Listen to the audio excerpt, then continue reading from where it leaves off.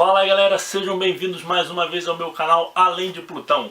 Faz um tempão aí que eu não publico nada, que eu não posto nada, mas tudo bem, vamos lá, vamos ver se eu consigo manter a periodicidade.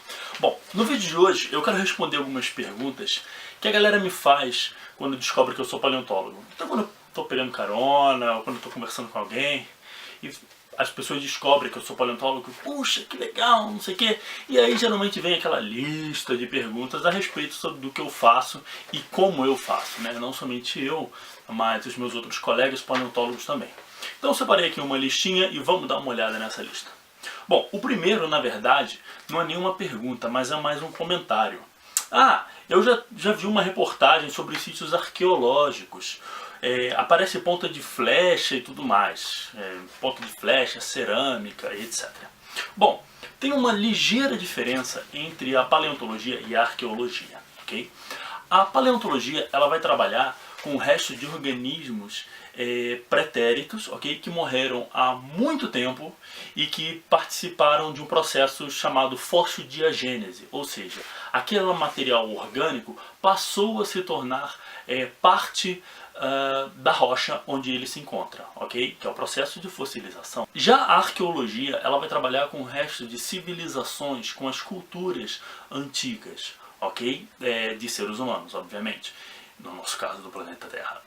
Eventualmente, essas áreas podem sim se correlacionar. Por exemplo, os arqueólogos estão trabalhando aí numa escavação de uma determinada civilização, ok? De uma determinada sociedade indígena, por exemplo, sei lá, de 30 mil anos.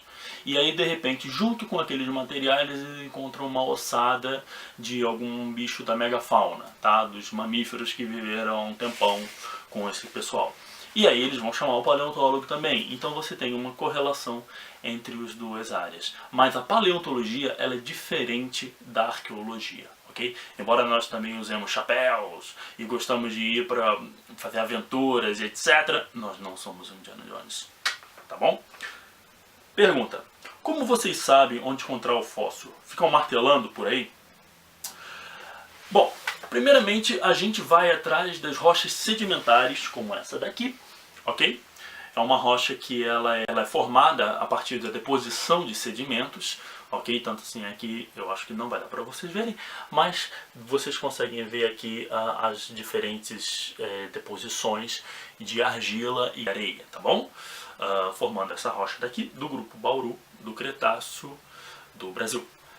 Em torno de 80, 70 milhões de anos, mais ou menos. Os fósseis se encontram nessas rochas aqui. Então a gente vai atrás dessas rochas para procurar os fósseis. Eventualmente sim, nós fazemos prospecção e vamos atrás dos fósseis. Porque geralmente se você encontra uma camada onde ocorre algum tipo de fóssil, vai muito provavelmente ter outros também.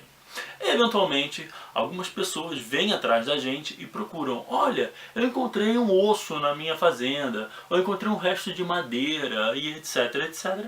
E aí a gente vai atrás para procurar e eventualmente aparecem coisas muito legais. Próxima pergunta: como vocês sabem a idade? Usam carbono 14? Bom, essa pergunta é muito legal, porque na verdade a gente tem dois tipos de idade. A primeira é a idade relativa, ou seja, a idade em que um fóssil ocorre em relação ao outro. Por exemplo, você tem a camada geológica e os fósseis mais embaixo, eles são mais antigos que os fósseis de cima. E a partir disso, você vê que no estrato geológico, algumas espécies que ocorrem aqui embaixo nunca ocorrem em cima e vice-versa. Tá? Então a partir disso você consegue ver mudanças biológicas que ocorreram na Terra e a partir disso consegue identificar qual é a idade desses organismos. Por exemplo, o trilobita ele vai ocorrer somente na era paleozoica, ou seja, antes dos dinossauros. Na era mesozoica, quando os dinossauros já dominavam a Terra, a gente já não tem mais esse grupo de animais ocorrendo. Tá? Então a gente sabe que quando você tem um trilobita, ele é mais antigo que a era dos dinossauros. Consequentemente, é uma idade relativa. Tá bom? Agora, a idade absoluta é a partir da análise de radioisótopos. Ok? Então você tem um elemento químico que ele emite radiação e ele passa a se tornar um outro elemento químico mais estável. E você consegue calcular qual que é a porcentagem da perda e aí, consequentemente, você consegue saber quanto tempo ele leva para passar de um elemento instável a um elemento estável. E aí, dependendo do tempo, dependendo do elemento, você consegue ter uma variação aí grande de idades ou não. Por que o elemento carbono 14 ele não é usado para todos os tipos de fósseis? Porque o carbono 14 ele só vai poder datar até uma certa idade, um teto aí de aproximadamente uns 70 mil anos. Abaixo disso, com mais de 70 mil anos, 100 mil, 1 milhão, 2 milhões, 100 milhões, 1 bilhão, aí você já não usa o carbono 14, você vai usar outro radioisótopos, tá? Então você tem aí a diferença entre a idade absoluta e a idade relativa, tá? Próxima pergunta. Vocês constroem um bicho a partir de um dente? Ai, eu já cansei de ouvir essa pergunta. Gente, não é assim que funciona a paleontologia. A paleontologia ela é uma ciência em que, de fato, a gente faz um trabalho de detetive para conseguir identificar os fósseis e tentar entender como era o organismo, mas não apenas como era o organismo, mas como era o paleoambiente onde esse organismo vivia. Tá? Então, nós não reconstruímos um bicho inteiro a partir de um dente, ok?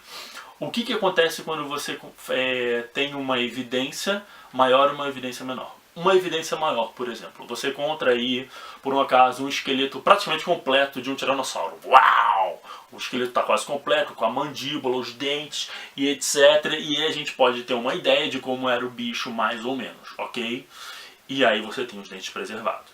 Aí, em outro momento, numa outra determinada região, a gente encontra só um dente, tá? Mas esse dente, ele possui características, tá? Que serrilha, curvatura, a espessura, o formato e etc. Ele vai ter características que corresponder ao do elemento completo. Então a gente sabe que esse elemento era de um cara parecido com esse. Obviamente que você pode ter umas interpretações erradas, mas a ciência é feita disso, de erros e de acertos, ok? Mas nós sempre vamos olhar para um fóssil isolado ou para algum material quebrado, comparando ele com os que você já tem mais completos. Então, consequentemente, a gente tem uma ideia do formato geral.